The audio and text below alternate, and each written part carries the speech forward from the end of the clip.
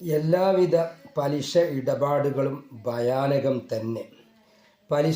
പലിശ ഭക്ഷിക്കുന്നവർ അവരുടെ ഖബറിൽ നിന്ന് ഉയർത്തെഴുന്നേൽക്കുകയില്ല. പിശാച് ബാധയേറ്റവർ എഴുന്നേൽക്കുന്നത് പോലെയല്ലാതെ. നിശ്ചയം അവർ പറഞ്ഞു, തീർച്ചയായും കച്ചവടം പലിശ പോലെ തന്നെയാണ്. ഇക്കാരണത്താലാണ് അവർ ഖബറുകളിൽ നിന്നും പൈശാചിക ബാധയുള്ള ഭ്രാന്തരെപ്പോലെ ഉയർത്തെഴുന്നേൽക്കേണ്ടി വന്നത്. ഇവരുടെ പ്രസ്താവനയെ തള്ളിക്കൊണ്ട് അള്ളാഹു പറയുന്നു, കച്ചവടത്തെ അള്ളാഹു അനുവദനീയമാക്കുകയും പലിശയെ അള്ളാഹു നിഷിദ്ധമാക്കുകയും ചെയ്തിരിക്കുന്നു. ഏതൊരുത്തന് അവൻ്റെ നാഥനിൽ നിന്നുള്ള ഉപദേശം എത്തിക്കഴിയുകയും അവൻ പലിശ ഭക്ഷിക്കുന്നതിൽ നിന്ന് സ്വയം പിന്മാറുകയും ചെയ്തുവോ, എന്നാൽ കഴിഞ്ഞ കാലങ്ങളിൽ വാങ്ങി ചെലവഴിച്ച് നഷ്ടപ്പെട്ട പലിശ അവനുള്ളതാണ്. അവയൊന്നും തിരിച്ച് നൽകേണ്ടതില്ല.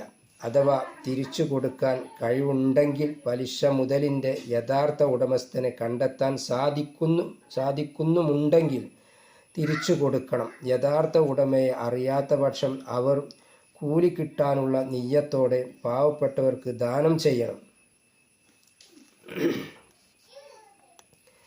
അവൻ്റെ മാപ്പിൻ്റെ കാര്യം അള്ളാഹുവിലേക്കാണ്. വീണ്ടും പലിശ ഭോജനം ആവർത്തിച്ചവരാരോ അവർ നരകവാസികളാണ്. അവർ നരകത്തിൽ ശാശ്വതരായി വസിക്കുന്നവരുമാണ്. ഓ സത്യവിശ്വാസികളെ, നിങ്ങൾ അള്ളാഹുവിനെ യഥാർത്ഥമായി ഭയപ്പെടുക. പലിശ ഇനത്തിൽ നിങ്ങൾക്ക് കിട്ടുവാനുള്ളത് നിങ്ങൾ ഉപേക്ഷിക്കുകയും ചെയ്യുക.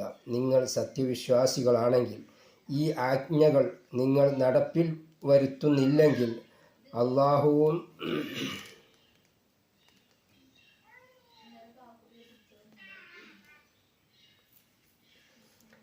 ഓ സത്യവിശ്വാസികളെ, നിങ്ങൾ അള്ളാഹുവിനെ യഥാർത്ഥമായി ഭയപ്പെടുക.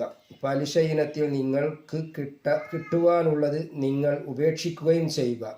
നിങ്ങൾ സത്യവിശ്വാസികളാണെങ്കിൽ ഈ ആജ്ഞകൾ നിങ്ങൾ നടപ്പിൽ